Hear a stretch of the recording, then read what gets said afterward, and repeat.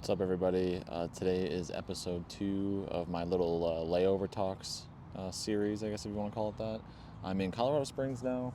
Came in last night again, like super late. I think it was like midnight or 1 a.m. Terrible weather. The hardest ILS I've done in the 737, right down to 200-foot overcast. Then we just barely saw the lights. Got down to another 100 feet, and the rain was pretty intense, so it was really hard to see the runway. The windshield was just, we had the wipers all the way up, and the windshield was really hard to see. So the runway, because it was dark, it was raining really hard, and the halo effect on the lights was messing me up a little bit. So not my best approach of all time, but got some good experience with that, so thankful for that. But it wasn't super fun. But today's thought, another conversation we were having, I'm gonna get rained on it here, I think, soon, so hopefully I can make this a quick one. But today's conversation was all about the future and what it looks like, aka artificial intelligence, and the likelihood that I probably won't make it through my whole career without artificial intelligence impacting it in some way that will probably be negative for me in terms of income, in terms of job stability, things like that. So I know a lot of people think that there's no chance in the future that we'll have autonomous aircraft and that pilots will be, pulled out of the flight deck, either one pilot or no pilots eventually. But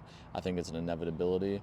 And we were just talking about, like, for him and where he's at in his career in his mid-50s, like, will he see it impact him? Probably not.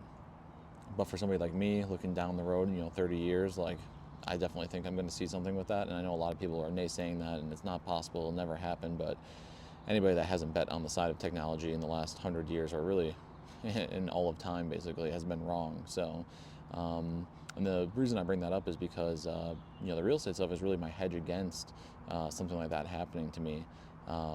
If I was to lose my airline job, like, it would definitely change my quality of life right now. But my hope is that in the next 5-10 years, I can build up enough of a portfolio and have enough equity that if I lose this job, or they go down to a single pilot and half the seniority list gets kicked out, I'm not gonna be devastated. I'm still gonna be okay and still be able to make it work. So we're talking about that, and I think that same thing could be said for a lot of careers. Like, aviation's not the only one that's going to be impacted by AI. And if you're in a career that you think could be negatively impacted by it, like, having some sort of hedges outside of your career field is huge.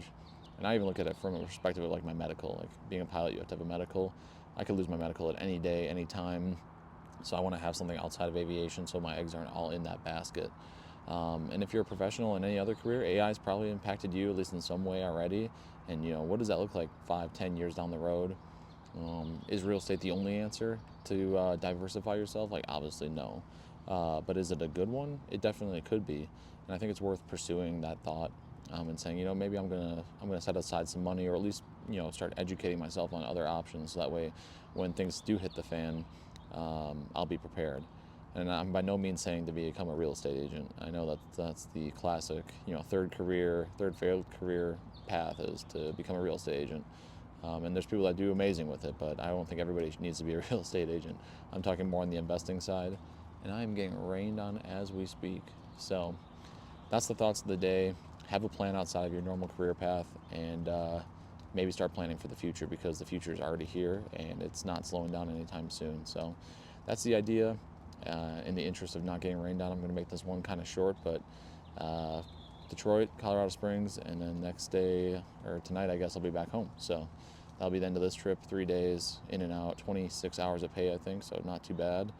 And we'll talk again soon, this time in a more controlled environment with hopefully no rain, unless my roof blew off. So if you're watching this, I really appreciate it. And any feedback, of course, comments are always welcome. I think I've gotten one comment so far, so I'm pumped about that. Anybody else that chooses to leave one, I'd really appreciate it. So I'll talk to you soon. See ya.